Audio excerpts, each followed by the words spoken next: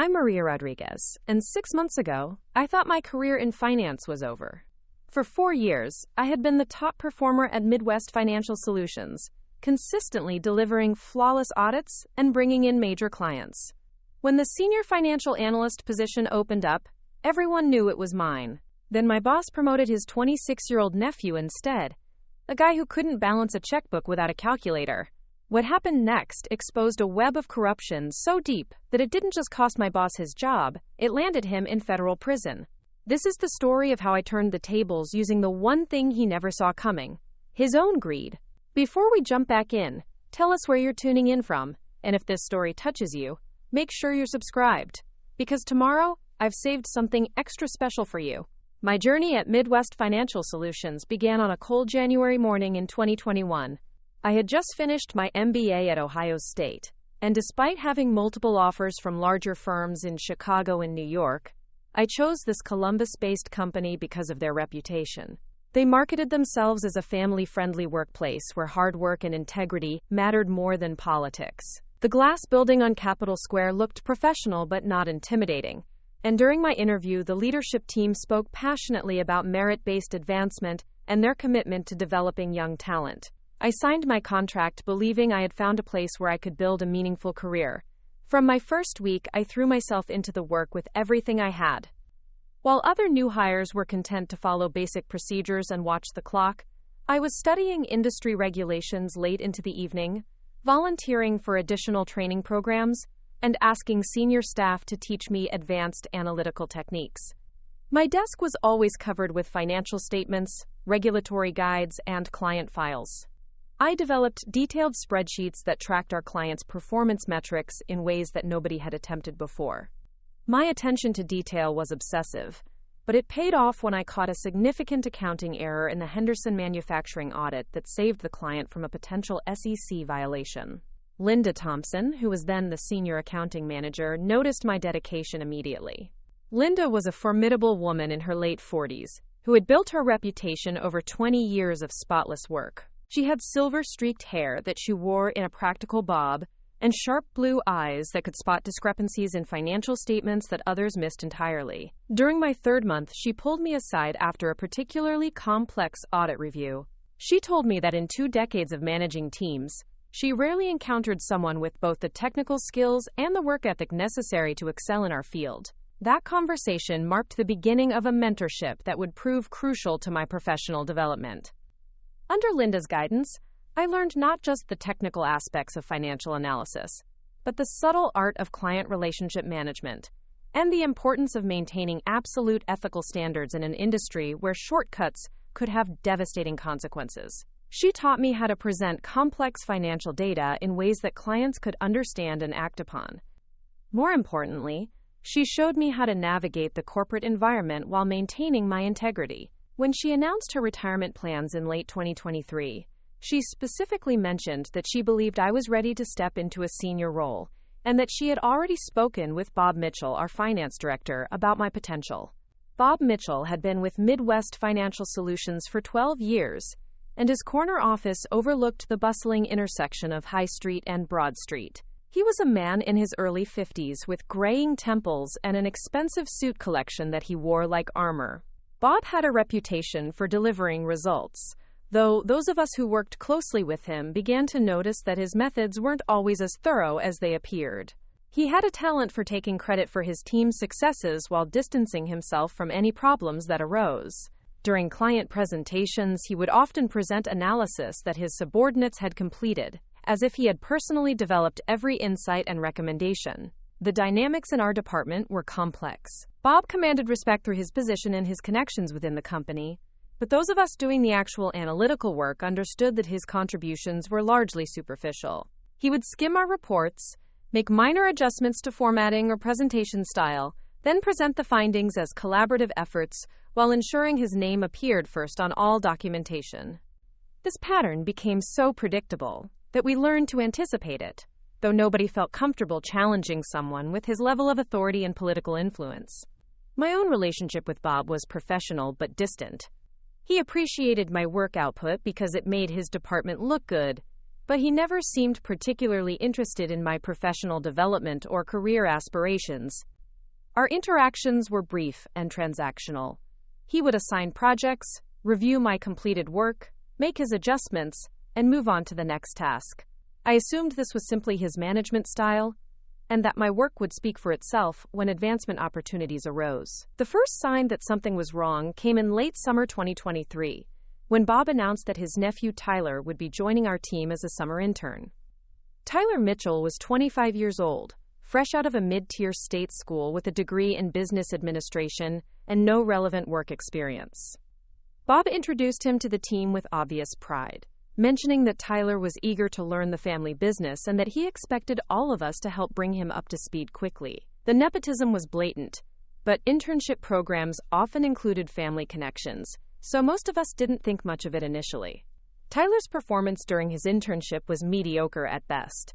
He arrived late most mornings, took extended lunch breaks, and seemed more interested in networking with senior staff than actually learning the technical aspects of financial analysis. When assigned basic tasks like data entry or document organization, he would complete them with minimal effort and numerous errors that other team members had to correct.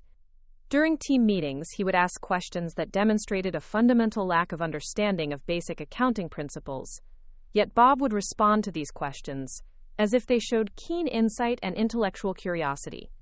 Despite his obvious limitations, Tyler was hired as a full-time junior analyst in September 2023. The hiring decision bypassed the normal interview process entirely. Bob simply announced that Tyler had impressed everyone during his internship, and that the team was lucky to have someone with his potential joining permanently. Those of us who had worked with Tyler directly exchanged knowing glances, but nobody felt comfortable voicing objections to what was clearly a family decision. From his first day as a permanent employee, Tyler established a pattern of minimal effort combined with maximum visibility. He would volunteer for high-profile assignments, but then rely on other team members to complete the actual work while he focused on the presentation aspects. He had inherited his uncle's talent for self-promotion and client interaction, but without any of the underlying competence that made such skills valuable. During client meetings, he would make sweeping statements about market trends and financial strategies that sounded impressive, but often contained fundamental inaccuracies that the rest of us had to diplomatically correct later. The most frustrating aspect of working with Tyler was his complete lack of awareness regarding his own limitations. He genuinely seemed to believe that his insights were valuable and that his contributions were significant. When other team members had to fix his errors or redo his analysis, he would express surprise and suggest that perhaps we were being overly cautious or unnecessarily detailed in our approach. This combination of incompetence and confidence created an increasingly tense dynamic within our department. By early 2024, it became clear that a restructuring was coming. Linda's retirement had created a gap in senior leadership, and several major clients had requested more sophisticated analytical services that required someone with advanced skills and experience. The logical solution was to promote one of the existing senior analysts to fill Linda's role, and then promote a junior analyst to backfill that position. Based on performance metrics, client feedback, and technical competence, I was the obvious choice for advancement. My portfolio during this period was impressive by any measure. I had led the successful audit of Columbus Medical Group, a complex healthcare practice with multiple revenue streams and regulatory compliance requirements. My analysis had identified operational inefficiencies that saved the client over $200,000 annually, while ensuring full regulatory compliance. The Henderson manufacturing relationship, which I had been managing for 3 years, had expanded significantly based on the strategic insights I provided. My work on the Riverside Shopping Center investment analysis had been so thorough that the client used it as a template for evaluating additional real estate opportunities. Beyond individual project success, I had also begun taking on informal leadership responsibilities within the department. Newer team members regularly sought my guidance on complex technical issues. I had developed standardized procedures for several common analytical tasks that improved both efficiency and accuracy across the team. My peer reviews consistently rated me as the most knowledgeable and helpful team member, and client feedback specifically mentioned my professionalism and expertise. The promotion announcement was scheduled for a Friday morning in March 2024. I arrived early that day, wearing my best navy suit and carrying a leather portfolio containing examples of my recent work. I had prepared thoroughly for the transition, including detailed notes about ongoing projects and recommendations for optimizing our department's workflow. The conference room slowly filled with team members, and Bob entered precisely at 9 o'clock with his characteristic confident stride. He began with the standard remarks about organizational growth and the importance of developing internal talent. He mentioned Linda's contributions to the company and the need to find someone who could maintain her high standards while bringing fresh perspectives to the role. He spoke about the qualities necessary for senior leadership, technical expertise, client relationship skills, and the ability to mentor junior staff. As he described these requirements, I felt increasingly confident that the announcement would confirm what everyone already knew. Then Bob paused dramatically and smiled in Tyler's direction. He announced that after careful consideration of all candidates, the company had decided to promote Tyler Mitchell to Senior Financial Analyst, effective immediately. The room fell completely silent. I felt as if the air had been sucked out of my lungs. Several team members turned to look at me with expressions of shock and confusion. Jake Patterson, who sat across from me, actually shook his head in disbelief. Tyler stood up with a broad grin, straightening his tie and making his way to the front of the room. He thanked Bob effusively, mentioning how much he had learned during his time with the company and how excited he was to take on additional responsibilities. He made a comment about bringing new energy and innovative approaches to client relationships. As he spoke, I struggled to maintain my composure, forcing my face into what I hoped resembled a professional expression, while my mind raced to process what had just occurred. The meeting concluded with congratulations and discussions about transition timelines. Several colleagues approached me afterward with quiet expressions of sympathy and confusion. Amy Chen whispered that she couldn't believe what had just happened, and that everyone knew I deserved the promotion. Jake suggested we grab coffee later to talk about the situation. Their support was comforting, but it couldn't diminish the devastating realization that merit clearly meant nothing in this organization. That afternoon, I requested a private meeting with Bob to discuss the promotion decision. His assistant scheduled 15 minutes between other appointments, which felt insulting given the significance of the conversation. When I entered his office, Bob was reviewing financial statements and didn't look up immediately. I sat down across from his desk and waited for him to finish, using the time to compose my thoughts and determine the best approach for getting honest feedback. When Bob finally acknowledged my presence, he leaned back in his chair with a slight smile and asked what he could do for me. I explained that I wanted to understand the reasoning behind the promotion decision and get feedback on areas where I might improve my candidacy for future opportunities. Bob's response was dismissive and patronizing. He mentioned that Tyler had shown exceptional leadership potential and fresh thinking that would benefit the department. When I pressed for specific examples of Tyler's preparing and narrating this story took us a lot of time, so if you are enjoying it, subscribe to our channel. It means a lot to us. Now back to the story. Contributions. Bob became vague and defensive. He suggested that perhaps I was too focused on technical details and needed to develop better big-picture thinking. He mentioned that client relationships required a certain personality type and that Tyler's natural charisma made him ideal for representing the company. When I pointed out my successful track record with existing clients, Bob waved away my concerns and said that past performance didn't necessarily predict future success in a leadership role. The entire conversation felt surreal, as if we were discussing two completely different people with entirely different performance records. As I left Bob's office, I realized that no amount of hard work or excellence would change the fundamental dynamics at play. The decision had nothing to do with qualifications or performance and everything to do with family connections. Tyler would continue to receive opportunities and recognition regardless of his actual contributions, while my efforts would remain undervalued and undercompensated. For the first time since joining the company, I began to seriously consider whether I had a future at Midwest Financial Solutions. The weeks following Tyler's promotion confirmed my worst fears about the direction of our department. Tyler immediately began asserting his new authority in ways that demonstrated both his incompetence and his entitlement. He started arriving even later than before, claiming that senior staff needed flexibility to manage their broader responsibilities. He began delegating his most basic tasks to other team members, while taking credit for any successful outcomes.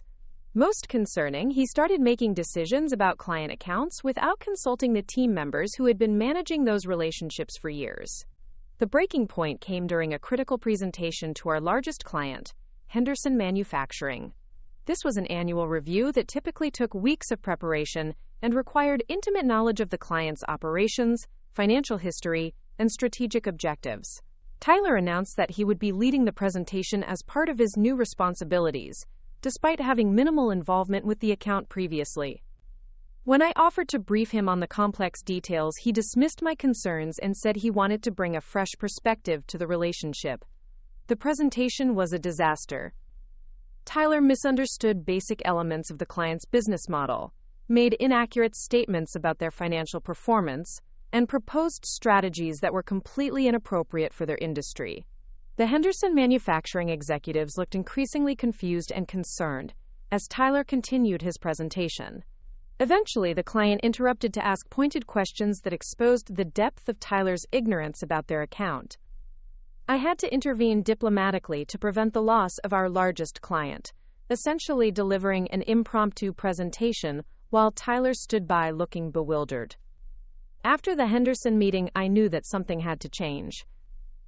Tyler's incompetence was now directly threatening client relationships and potentially damaging the company's reputation. But Bob continued to support his nephew unconditionally, even suggesting that the client presentation had gone well and that Tyler's innovative approach had impressed the Henderson team. The disconnect between reality and Bob's perception was so complete that I realized conventional feedback and performance discussions would be futile.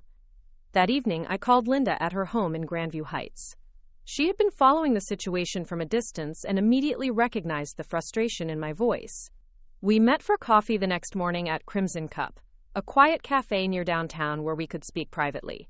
Linda listened as I described everything that had happened since Tyler's promotion. Her expression grew increasingly serious as I detailed the client presentation disaster and Bob's continued denial of any problems. Linda revealed information that put everything into perspective. She explained that Bob had been cutting corners on regulatory compliance for years, relying on his team's competence to cover for his own shortcuts. She suspected that Tyler's promotion was part of a broader pattern of prioritizing loyalty over capability, because Bob needed people who wouldn't question his methods or report his violations. She suggested that if I was serious about addressing the situation, I would need concrete evidence of wrongdoing rather than just performance complaints. This conversation planted the seed of an idea that would eventually expose the true scope of corruption within our department.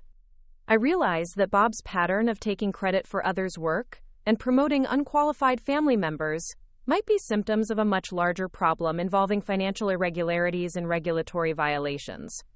If I could document these issues systematically, I might have the evidence necessary to force real accountability and change within the organization. The Monday following my conversation with Linda marked the beginning of what I now recognize as my transformation from frustrated employee to strategic investigator. I arrived at the office with a new sense of purpose, carrying a small notebook that I had purchased over the weekend. This notebook would become my constant companion, a detailed record of every irregularity, every shortcut, and every questionable decision that crossed my desk. I had decided that if Bob wanted to play politics with people's careers, I would document exactly what kind of leader he really was. My first opportunity came within hours of settling at my desk. Tyler had been assigned to review the quarterly compliance report for State University Foundation, one of our nonprofit clients with particularly strict regulatory requirements. As the newly promoted senior analyst, this should have been a routine task well within his capabilities. Instead, Tyler spent the morning on personal phone calls and extended coffee breaks, leaving the detailed compliance review until the afternoon before the deadline. When he finally opened the client files, it became immediately apparent that he had no understanding of nonprofit accounting standards or the specific regulations governing educational foundations. Rather than admit his limitations or ask for assistance, Tyler began making arbitrary changes to the compliance documentation that had been carefully prepared by Amy Chen. He deleted entire sections that he deemed unnecessary without understanding their regulatory significance. He altered financial classifications in ways that would have triggered immediate red flags during any external audit. Most concerning, he signed off on compliance certifications without actually reviewing the underlying documentation that supported those certifications. I watched this unfold from my desk, documenting every decision and photographing the relevant documents with my personal phone. The State University Foundation compliance report was submitted with Tyler's signature and Bob's approval, despite containing multiple violations that could have resulted in the client losing their nonprofit status. I kept copies of both the original, accurate version that Amy had prepared and Tyler's modified version that was actually submitted. The contrast between the two documents was stark enough that any competent auditor would immediately recognize the problem. This became the first entry in what would eventually become a comprehensive file of evidence documenting systematic negligence and regulatory violations. Over the following weeks, Tyler's pattern of incompetent decision-making accelerated rather than improved. His approach to client work seemed to be based on the assumption that competence could substitute for competence, and that family connections would protect him from any consequences. He began scheduling client meetings without preparing adequately, relying on other team members to provide last-minute briefings that he would then ignore during the actual presentations. His financial analysis was consistently superficial and often contained basic mathematical errors that more junior staff had to quietly correct. The situation with Columbus Medical Group provided another clear example of Tyler's dangerous incompetence.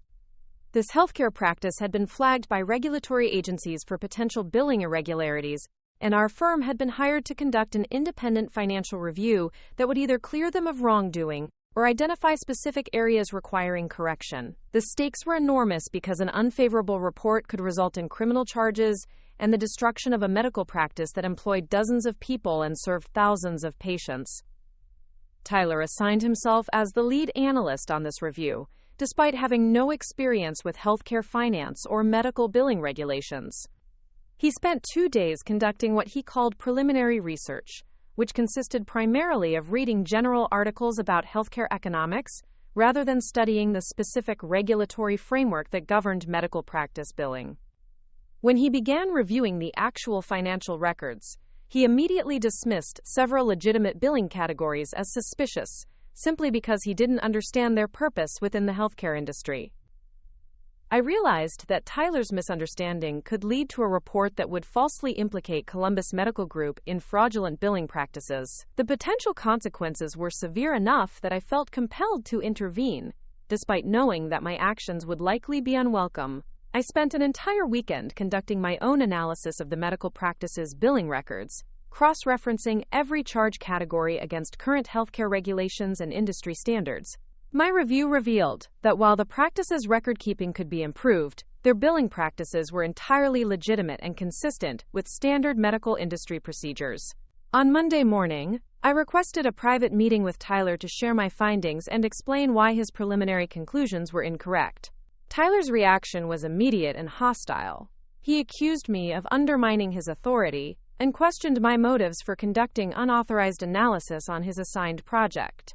When I attempted to explain the specific regulatory issues that he had misunderstood, he dismissed my concerns as overthinking and suggested that I was making the analysis unnecessarily complicated. He made it clear that he intended to proceed with his original assessment regardless of my input. Faced with the prospect of watching an innocent client be falsely accused of fraud, I took the unprecedented step of scheduling a direct meeting with Bob to discuss the Columbus Medical Group review. I presented my analysis carefully, focusing on the technical and regulatory issues rather than Tyler's competence. Bob listened to my presentation with obvious irritation, frequently checking his watch and interrupting my explanations with dismissive comments. When I finished, he told me bluntly that Tyler was the assigned lead analyst, and that my role was to support his work rather than second-guess his professional judgment. Bob's response revealed something crucial about the dynamics within our department. He was not simply playing favorites with his nephew. He was actively protecting Tyler from accountability, even when that protection could result in serious harm to clients and the company's reputation. This suggested a level of corruption that went beyond mere nepotism and into the realm of willful negligence and potential criminal liability. I began to understand that Bob's pattern of taking credit for others' work and promoting unqualified family members was part of a broader system designed to insulate him from responsibility while maintaining his position and income. The Columbus Medical Group situation was resolved only through the intervention of Jennifer Walsh, our internal audit director, who happened to review Tyler's preliminary report as part of a routine quality control process. Jennifer immediately recognized the fundamental errors in Tyler's analysis and quietly reassigned the project to a more experienced team.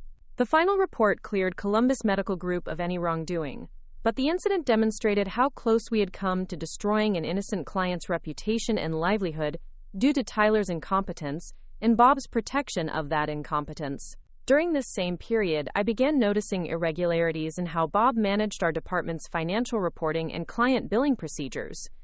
As someone who had been handling detailed financial analysis for several years, I was familiar with the standard procedures for documenting billable hours, tracking project expenses, and reporting revenue to the company's accounting department. However, Bob had implemented several non-standard practices that seemed designed to obscure rather than clarify our department's financial performance. One particularly concerning pattern involved the allocation of Tyler's time and contributions to various client projects. Despite Tyler's minimal actual work on most assignments, Bob consistently reported his nephew's involvement as substantial and billable at senior analyst rates. This meant that clients were being charged premium rates for work that was either performed by other team members or not performed at all. The financial impact was significant because Tyler's inflated billing rate and exaggerated time allocations were generating substantial revenue that was not supported by actual work product. I discovered this billing discrepancy while reviewing invoices for the Henderson manufacturing account, which I had been managing for 3 years. According to Bob's billing records, Tyler had contributed 47 hours of senior-level analysis to Henderson's quarterly review, despite having attended only 2 brief meetings and contributing nothing substantial to the final deliverables. The invoiced amount for Tyler's supposed contributions was nearly $8,000, money that Henderson Manufacturing was paying for services they had never actually received. This discovery prompted me to examine billing records for other major clients, and the pattern was consistent across our entire portfolio. Tyler was being credited with substantial contributions to projects where his actual involvement was minimal or non-existent. Bob was systematically inflating our department's revenue by billing clients for senior-level work that was either performed by lower-paid staff or not performed at all. This constituted clear fraud, with financial implications that extended far beyond workplace politics or family favoritism. The scope of Bob's billing fraud became even more apparent when I began cross-referencing his reports to corporate management, with the actual work being performed by our team. Bob regularly presented our department's performance in terms that suggested dramatic improvements in efficiency and client satisfaction since Tyler's promotion. He claimed that Tyler's innovative approaches and fresh perspectives were generating superior results and higher client retention rates. These claims were being used to justify budget increases and expanded authority for our department within the company. However, the reality was precisely the opposite. Client satisfaction scores had actually declined since Tyler's promotion, primarily due to his incompetent handling of several high-profile accounts. Our department's actual productivity had decreased because other team members were spending increasing amounts of time correcting Tyler's errors and compensating for his lack of contribution. The improved financial performance that Bob reported to corporate management was entirely due to fraudulent billing practices rather than genuine operational improvements. I realized that Bob was using Tyler's promotion as cover for a sophisticated fraud scheme that was generating substantial illegal revenue while destroying our department's actual performance and reputation. Tyler's incompetence was not an unfortunate side effect of nepotism. It was an essential component of Bob's strategy because Tyler was too inexperienced and self-absorbed to recognize or report the fraudulent billing practices that were being conducted in his name. Bob had essentially created a frontman who would unknowingly participate in fraud while believing that he was simply enjoying the benefits of family connections. The most disturbing aspect of this discovery was the realization that Bob had likely been conducting similar fraud for years, using previous junior staff members as unwitting participants in billing schemes that enriched him personally while putting the entire company at legal risk. The pattern of taking credit for others' work was not just about ego or advancement. It was about creating plausible cover for billing clients for work that had never been performed, or that had been performed by lower-paid staff members whose contributions were not properly credited or compensated. This understanding fundamentally changed my approach to the situation. I was no longer dealing with a case of workplace unfairness or family favoritism that could be resolved through normal HR channels or performance management processes. I was uncovering systematic fraud that was actively harming clients, employees, and the company itself. The scope and sophistication of Bob's scheme suggested that he had been operating with impunity for years, confident that his position and political connections would protect him from scrutiny or accountability. My documentation process became more systematic and comprehensive as I understood the true nature of what I was investigating. I began maintaining detailed records not just of Tyler's incompetence, but of the fraudulent billing practices that were being conducted in his name. I photographed invoices, saved email communications, and created detailed timelines that tracked the disparity between reported work and actual deliverables. Every piece of evidence was carefully dated and cross-referenced to create an unassailable record of systematic fraud. The personal cost of this investigation was becoming substantial. I was working longer hours than ever before, not because of increased workload, but because I was essentially performing two jobs: my regular analytical work and my covert investigation into Bob's fraudulent practices. The stress of maintaining a professional facade while documenting evidence of serious criminal activity was exhausting both mentally and emotionally.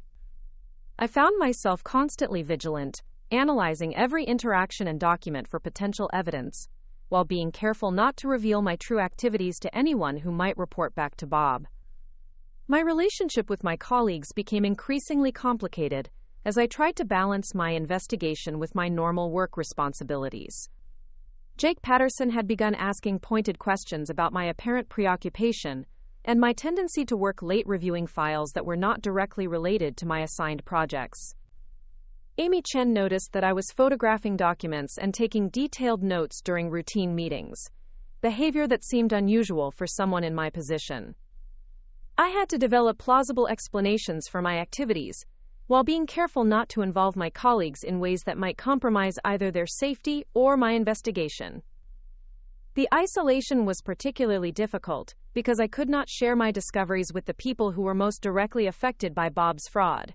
My colleagues were unknowingly participating in billing schemes that could expose them to legal liability, but warning them would likely compromise my investigation and potentially alert Bob to my activities. I was forced to watch daily as Tyler's incompetence created increasingly serious problems, while Bob's fraudulent billing practices generated substantial illegal revenue, all while maintaining the pretense that I was simply another disgruntled employee who had been passed over for promotion. The breakthrough that would eventually expose the full scope of Bob's criminal activity came from an unexpected source. During a routine review of client files, I discovered that Bob had been maintaining two separate sets of documentation for several major accounts. The official files that were accessible to other team members contained standard project documentation and billing records that appeared legitimate on their surface. However, Bob also maintained a private set of files that contained the real information about project timelines, staff contributions, and actual work performed. These private files revealed the systematic nature of Bob's fraud in stunning detail. For every major client account, Bob had documented the actual work performed by each team member alongside the fictional work that was being billed to the client. The disparity was enormous and consistent across multiple years and dozens of projects. Bob had been systematically overcharging clients while undercompensating the staff members who performed the actual work, generating substantial illegal revenue that was being reported as legitimate departmental performance. The existence of these dual documentation systems proved that Bob's fraud was not the result of sloppy record-keeping or innocent mistakes.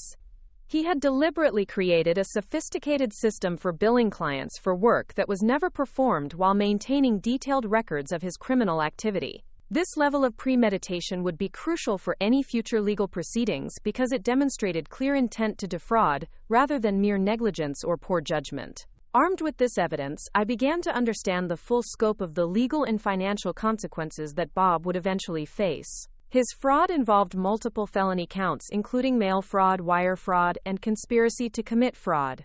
The financial impact extended to numerous clients who had been systematically overcharged for years, creating potential civil liability in addition to criminal charges. The reputational damage to Midwest Financial Solutions could be catastrophic if the fraud became public without proper management and remediation. I also realized that my position as the person who had discovered and documented this fraud gave me significant leverage in determining how the situation would be resolved. Bob's career was essentially over once the evidence became public, but the timing and manner of that revelation could significantly impact the consequences for clients, colleagues, and the company as a whole. I had the power to control not just whether Bob's fraud was exposed, but how and when that exposure occurred. This realization marked a fundamental shift in my mindset from documenting evidence to planning strategy. I was no longer simply gathering information about Bob's criminal activity. I was preparing to use that information in ways that would maximize justice while minimizing harm to innocent parties. The decision about when and how to reveal Bob's fraud would require careful consideration of legal, financial, and professional factors that extended far beyond my personal desire for vindication or advancement. The weight of this responsibility was both empowering and terrifying. I held evidence that could destroy Bob's career, send him to prison, and potentially save clients hundreds of thousands of dollars in fraudulent charges. At the same time, I understood that mishandling this information could result in legal consequences for myself and potentially harm colleagues who had unknowingly participated in Bob's fraudulent schemes. The next phase of my plan would require precision, timing, and careful coordination with authorities who had the power to investigate and prosecute financial fraud at this level. The morning that everything changed started like any other Tuesday in April, with Tyler arriving 45 minutes late and immediately announcing that he needed the team to prepare an emergency presentation for Riverside Shopping Center by the end of the week. This client represented our second largest account, generating over $300,000 in annual revenue through a complex mix of property valuation, tenant financial analysis, and investment advisory services. The emergency presentation was supposedly needed because the client was considering a major expansion that would require sophisticated financial modeling and risk assessment. What Tyler failed to mention, and what I discovered through my own investigation, was that he had completely forgotten about a scheduled quarterly review meeting that had been on the calendar for 6 weeks. The emergency presentation was actually a desperate attempt to cover for his negligence and avoid admitting to Bob that he had ignored a critical client deadline. Rather than confess his mistake and request an extension, Tyler had decided to manufacture a crisis that would make his last-minute scrambling appear proactive and client-focused. Tyler's plan for handling this situation revealed the full extent of his incompetence and entitlement. He announced that he would divide the presentation into sections and assign each team member to complete specific analyses that he would then compile into a cohesive whole. However, his assignment of responsibilities demonstrated that he had no understanding of either the client's needs or the complexity of the required analysis. He assigned Amy Chen to complete a comprehensive market analysis that would normally require 2 weeks of research, giving her 3 days. He asked Jake Patterson to develop a sophisticated financial model for property expansion scenarios, without providing any of the underlying assumptions or parameters that would make such modeling possible. Most problematically, Tyler assigned himself the task of developing strategic recommendations for the client's expansion plans, despite having never reviewed their current portfolio or understanding their investment criteria. He claimed that his fresh perspective and innovative thinking would provide insights that the client hadn't considered.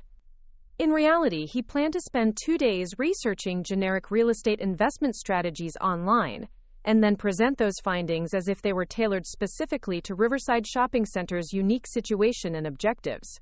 I realized immediately that this approach would result in a presentation that would not only fail to meet the client's needs, but would likely damage our relationship with one of our most important accounts.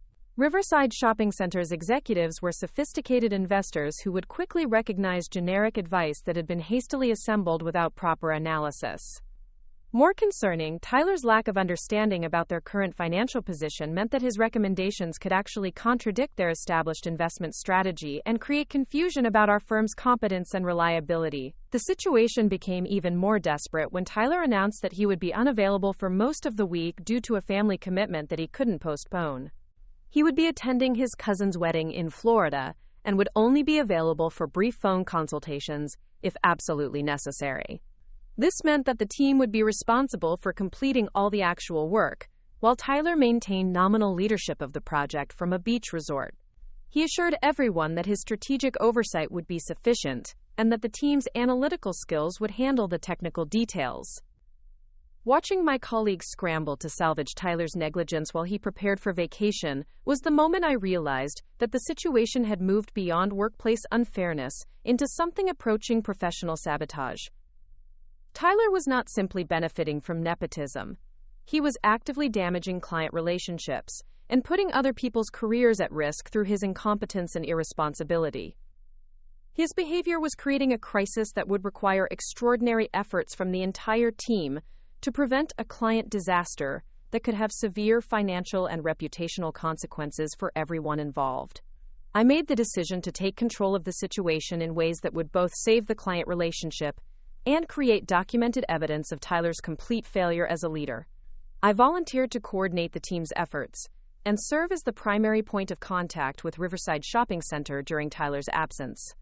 This positioning would allow me to ensure that the client received competent service while giving me direct access to document the disparity between Tyler's claimed contributions and his actual involvement in the project. Over the next 4 days, I essentially managed 2 parallel projects. The visible project involved coordinating with Amy and Jake to complete the comprehensive analysis that Riverside Shopping Center required. This meant working 18-hour days to compensate for Tyler's negligence while maintaining the quality standards that our firm's reputation demanded. The hidden project involved documenting every aspect of Tyler's failure to contribute meaningful work while maintaining detailed records of who was actually performing the analysis that would be presented under his name. The depth of Tyler's incompetence became fully apparent when he called from Florida to provide his strategic recommendations for the presentation. His suggestions were based on a fundamental misunderstanding of commercial real estate principles and demonstrated that he had confused Riverside Shopping Center with an entirely different type of property investment. He recommended strategies that were appropriate for residential development rather than retail property management. When I attempted to correct his misunderstanding, he became defensive and accused me of being too conservative in my thinking. Tyler's phone consultations from his vacation provided some of the most damning evidence I had collected about his complete unsuitability for any leadership role. I recorded these conversations using my phone's conference call feature, capturing his confused questions and inappropriate recommendations in his own voice. The recordings demonstrated clearly that Tyler had no understanding of the client's business, no knowledge of the relevant market conditions, and no ability to provide meaningful guidance, even when presented with detailed information by team members who had done the actual research. The contrast between Tyler's phone consultations and the work being performed by the rest of the team was so stark that it would have been comedic if the stakes weren't so serious. While Tyler was recommending strategies that would have been disastrous for the client, Amy and Jake were developing sophisticated analyses that revealed genuine opportunities for profitable expansion. The quality of their work was exceptional, particularly given the compressed timeline and lack of proper leadership.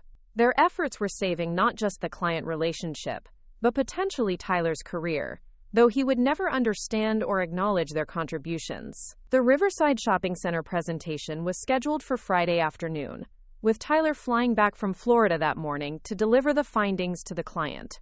I had prepared comprehensive materials that reflected the team's excellent analytical work, while carefully documenting which elements Tyler had actually contributed versus which sections had been completed entirely by other team members. The presentation was structured to highlight the sophisticated thinking and detailed analysis that Amy and Jake had provided, making it impossible for Tyler to claim credit for insights that were clearly beyond his capabilities. Tyler's performance during the client presentation exceeded my worst expectations for professional incompetence. Despite having comprehensive materials prepared by the team, he struggled to explain even basic concepts that were clearly outlined in the documentation. When the client asked technical questions about the financial modeling, Tyler provided answers that contradicted the analysis that had been prepared for him. Most embarrassingly, he repeatedly referred to retail strategies that were appropriate for completely different property types, demonstrating that he still hadn't understood the client's business even after a week of preparation. I found myself in the uncomfortable position of having to provide subtle corrections during the presentation to prevent Tyler from giving advice that could have cost the client substantial money. When Tyler recommended expansion strategies that would have violated local zoning restrictions, I diplomatically mentioned the regulatory considerations that needed to be evaluated. When he suggested financial structures that would have been tax disadvantageous for the client, I carefully introduced alternative approaches that had been developed through our detailed analysis. My interventions were necessary to protect the client relationship, but they also created clear evidence that Tyler was not capable of providing competent leadership, even when supported by exceptional preparation from his team. The client's reaction to the presentation revealed how close we had come to a complete relationship disaster. The Riverside Shopping Center executives were clearly confused by Tyler's contradictory statements and inappropriate recommendations.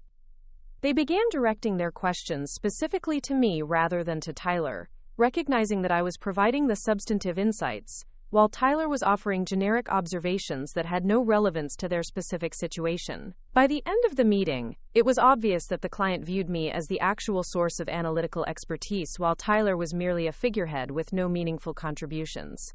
Following the presentation, the client specifically requested that I serve as their primary point of contact for future projects, effectively bypassing Tyler despite his nominal leadership role. They mentioned that they were impressed with the depth of analysis and strategic thinking that I had demonstrated, and they wanted to ensure that this level of expertise would be available for their upcoming expansion decisions. This client feedback provided clear documentation that Tyler's promotion had actually damaged, rather than enhanced, our department's client relationships.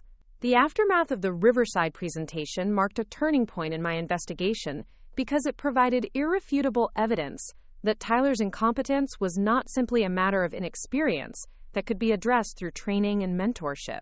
His performance had demonstrated fundamental deficiencies in judgment, knowledge, and professional capability that made him unsuitable for any responsible role in financial services. More importantly, Bob's continued support for Tyler, despite this obvious incompetence, proved that favoritism was trumping professional standards in ways that threatened client relationships and company reputation. Bob's response to the client feedback about the Riverside presentation revealed the extent to which he was willing to distort reality to protect his nephew's position. Rather than acknowledging Tyler's poor performance or the team's exceptional efforts to compensate for his deficiencies, Bob praised Tyler's leadership and innovative thinking. He characterized the client's preference for working with me as evidence that Tyler was successfully developing his team's capabilities and ensuring appropriate delegation of responsibilities. This interpretation was so divorced from reality that it demonstrated Bob's complete unwillingness to address Tyler's incompetence, regardless of the consequences for clients or colleagues. The financial implications of Tyler's continued leadership became increasingly apparent as I reviewed the billing records for the Riverside project. Despite contributing virtually nothing to the analysis and nearly sabotaging the client relationship through his incompetence, Tyler was credited with 62 hours of senior-level work at premium billing rates. The client was charged over $12,000 for Tyler's supposed strategic contributions, money that was generated entirely through the efforts of other team members who received no additional compensation or recognition for their work.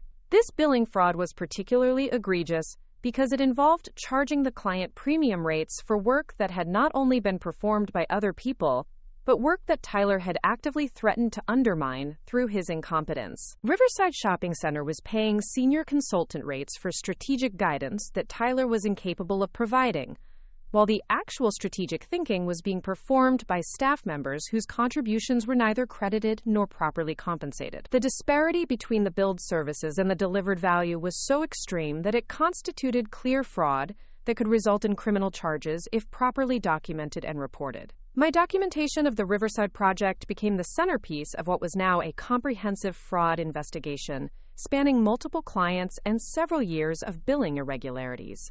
The evidence I had collected demonstrated not just isolated incidents of incompetence or favoritism, but a systematic pattern of defrauding clients while enriching Bob and Tyler through false billing practices. The scope and consistency of this fraud suggested that it was Bob's primary method for generating the revenue performance that had earned him bonuses and advancement within the company. The personal cost of maintaining this investigation while performing my regular duties was becoming unsustainable. I was working 7 days a week to complete both my assigned projects and my covert documentation of Bob's fraudulent activities. The stress of maintaining professional relationships while secretly investigating my colleagues was affecting my health and my personal life outside of work. My boyfriend had begun asking pointed questions about my preoccupation with work and my apparent inability to relax or focus on anything other than office politics and client relationships. More concerning was the growing risk that Bob might discover my investigation before I had gathered sufficient evidence to ensure a successful prosecution. Several times during the Riverside project, I had come close to revealing my true activities through comments or questions that were more informed than my nominal role would justify. Bob had begun looking at me with suspicion during team meetings, and I worried that Tyler might mention some of my probing questions about billing practices and project documentation. The window for completing my investigation without detection was closing rapidly. The breakthrough that would eventually provide the final piece of evidence needed to expose Bob's fraud came through an unexpected source. Jennifer Walsh, our internal audit director, approached me privately to discuss concerns that had been raised by several clients about billing irregularities and project management issues. Apparently, the pattern of problems that I had been documenting was also being noticed by sophisticated clients, who were beginning to question whether they were receiving appropriate value for the premium rates they were being charged. Jennifer's inquiry created both an opportunity and a dilemma. On one hand, her investigation could provide the official channel needed to expose Bob's fraud without requiring me to take personal risks by approaching authorities directly. On the other hand, revealing my evidence to Jennifer would end my ability to gather additional information and might alert Bob to the investigation before all the evidence had been secured. The decision about how much to reveal to Jennifer would determine not just the timing of Bob's exposure, but the comprehensiveness of the case that could be built against him. The conversation with Jennifer also revealed that my investigation was not the only source of concern about Bob's management of our department. Other clients had been reporting similar issues with billing discrepancies and project management problems.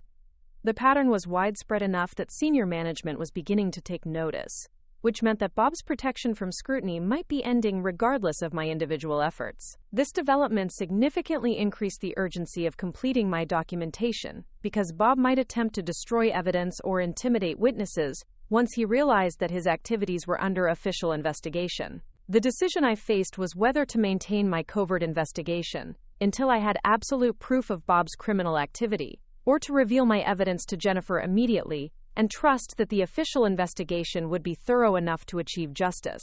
Either choice carried significant risks, but the mounting evidence suggested that Bob's fraud was too extensive and too damaging to allow it to continue while I pursued perfect documentation.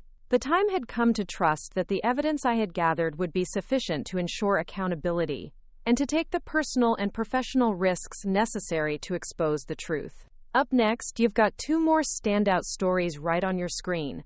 If this one hit the mark, you won't want to pass these up. Just click and check them out.